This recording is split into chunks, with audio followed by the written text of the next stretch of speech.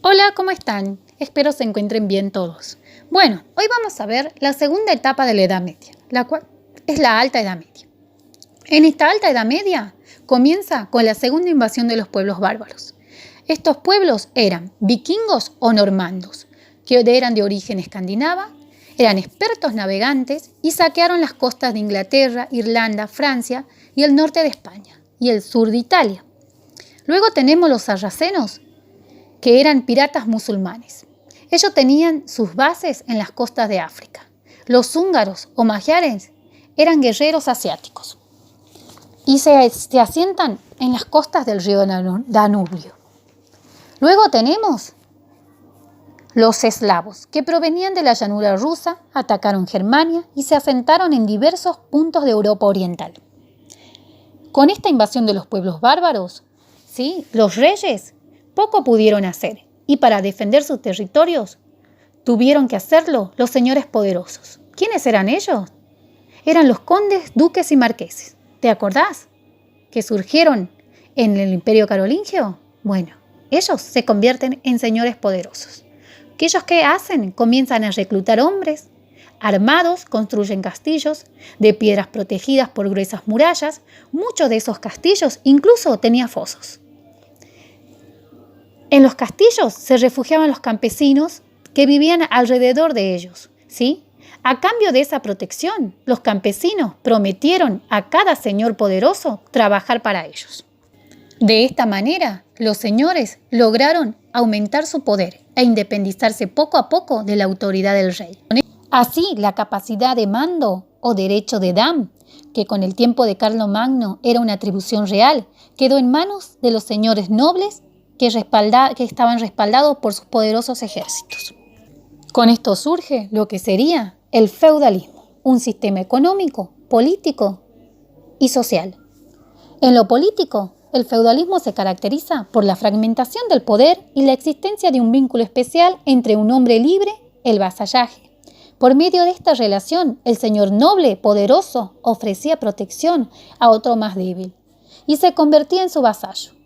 Este vasallo va a ser señor de otro vasallo más débil, y así sucesivamente. La sociedad queda compuesta por una sociedad tripartita, donde están los que oran, los que luchan y los que trabajan. Los que oran son sacerdotes que oran para salvar las almas. Los que luchan son los señores feudales que buscan extender sus territorios y extender la fe cristiana. Los que trabajan son los campesinos, ¿sí? Los nobles viven de los campesinos, los cuales son el 90% de la sociedad, donde tenemos campesinos libres que trabajan para sí mismos y campesinos siervos que trabajan para el Señor, donde luego están también los artesanos y el trabajador rural. El orden social, el que pertenecía a cada estamento, quedaba así y era hereditario. Esto lo definió la Iglesia. Su economía era cerrada o autosuficiente, ya que prácticamente no necesitaba del comercio para abastecerse. En cada señorío, ¿cuáles eran los señoríos? Eran los castillos, ¿sí? Los territorios de cada señor. Había una reserva señorial, mansos y tierras comunales. Ahora vamos a hablar de la monarquía feudal. En la monarquía feudal tenemos primero Lotaringia. ¿Te acordás? Tuvo una corta vida, porque Carlos el Calvo y Luis el Germánico absorbió esos territorios. Luego tenemos a Francia, que estaba en manos de Carlos el Calvo. Bueno, sumó muchos territorios, pero el sistema feudal dividió el imperio en múltiples señoríos y el rey solo gobernaba en su territorio. En el siglo X surge la dinastía de los Capetos. En Germania, el reinado de Luis el Germánico se fue debilitando por los señores feudales. Luego asumió al trono Luis el Niño. Este tuvo también una monarquía muy débil, ¿sí? Que su territorio fue dividido en ducados como Sajonia, Turingia, Baviera, Suabia, Lorena y Franconia. Con la muerte de Luis el Niño se extinguió la dinastía carolingia. Entonces, los nobles más poderosos decidieron establecer una monarquía electiva. El primer rey de estos ducados fue Conrado I de Franconia. Luego de Sajonia, Enrique I. Este cambia el sistema de elección del trono por una monarquía hereditaria, el cual su hijo, Otón I, toma el poder. Este intenta reconstruir el Imperio Romano y se enfrenta a los normandos y húngaros. Es ayudado por el Papa, el cual lo nombra emperador del Sacro Imperio Romano Germánico. Esto trajo luchas. La Iglesia, la cual era la guía espiritual, se separa de la Iglesia de Bizancio y la Iglesia de Roma. Esto termina con el Cisma de Oriente, conocido como el Cisma de Oriente. La Iglesia realiza una reforma para poner fin al poder laico en asuntos religiosos. Esto trajo conflictos con el emperador. Este conflicto se llama querella de la investidura. Se soluciona con la firma del Concordato de Worms, donde se establece que los bienes espirituales lo otorga la Iglesia y los bienes materiales el emperador. Ahora te estás preguntando, ¿qué pasó con Oriente? A finales del siglo IX, un pueblo musulmán, los turcos selyúcidas, conquistaron Siria, Palestina y Asia Menor. Como Constantinopla corría serios riesgos, el emperador bizantino solicitó ayuda al Papa Urbano II. Este papa entendió que ese pueblo necesitaba su ayuda y también era la oportunidad de extender los territorios de la Iglesia más allá de Occidente, y organiza entonces el Concilio de Clermont en el 1095.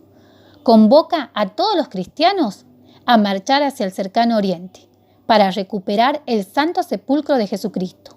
A esa convocatoria se la conoce como la lucha entre los musulmanes y los que se llaman cruzadas. O sea que de acá vienen las cruzadas. Esto provocó un enorme fervor, donde los señores feudales, deciden ir a las cruzadas para luchar contra los turcos musulmanes. Despertó un fervor por las palabras del Papa, que fue tan grande que una multitud, liderada por un monje, se dirigió hacia el este, donde hubo miles de caballeros ingleses, franceses y alemanes llamados cruzados porque llevaban una cruz bordada en su ropa a la altura del pecho para recuperar Jerusalén. Establecieron allí reinos cristianos. Las cruzadas fueron 8. Las consecuencias de las cruzadas fueron reanudación del antiguo intercambio comercial entre el Mediterráneo oriental y occidental. Hay una economía abierta, se da una recuperación del comercio. Las ciudades italianas como Génova, Venecia, se vieron muy beneficiadas y se da un desarrollo urbano. Y se da un gran progreso, sobre la agricultura. Mientras los cruzados luchaban en Tierra Santa, los campesinos comenzaron a roturar las tierras, esas tierras que estaban en el límite de los señoríos. Comenzaron a transformar tierras que eran infértiles, como de secar los pantanos, para convertirlas en parcelas cultivables. A ello también se da una renovación técnica, donde aparece el arado vertebrado, la rotación trienal, molinos hidráulicos de viento, que permitía mayor producción. Las cosechas fueron abundantes y permitía una mejor alimentación. Con las cruzadas se dio un gran crecimiento comercial en ciudades donde aparecen también un nuevo actor social, los burgueses. Ellos eran comerciantes y artesanos. Recordemos que las ciudades anteriormente no tenían tanta participación porque todo se daba en una economía ruralizada, o sea, en el campo. Con la reapertura del comercio comienzan a repoblarse las ciudades y allí aparecen los burgos, ¿Qué eran los burgos? Eran ciudades comerciales, donde allí se radicaron campesinos de los señoríos. Las actividades económicas se desarrollaron en las ciudades, provocando diferenciación de un nuevo grupo social integrado por personas de diferentes grados de riquezas, que se destacaron entre comerciantes y artesanos. Estas personas se los llamaron burgueses, dado que vivían en las ciudades que entonces eran conocidas como burgos. Los burgos eran ciudades comerciales, las cuales funcionaban una o varias veces por semana. Eran grandes ferias de comercio. Los burgueses no pertenecían a ningún estamento, pero a medida que se fueron enriqueciendo y teniendo poder, se fueron enfrentando a los nobles. Querían imponer cargos y tributos porque las ciudades se levantaron gracias a sus trabajos, donde aparecen las comunas. Todo este crecimiento económico, social y político que comenzó con las cruzadas en el siglo XI en el siglo XIII comienza a decaerse, ¿sí? Por múltiples causas. Entre ellas hay agotaciones del suelo, ¿sí? Que eso trae malas cosechas, ¿sí? Cambia el clima por un clima más frío, ¿sí? Hay también una serie de inundaciones. Todo esto provoca hambre en la población, que termina también con la peste negra o la peste bubónica. Bueno, vamos a dejar la clase acá, ¿sí? Hasta el próximo encuentro. Besos.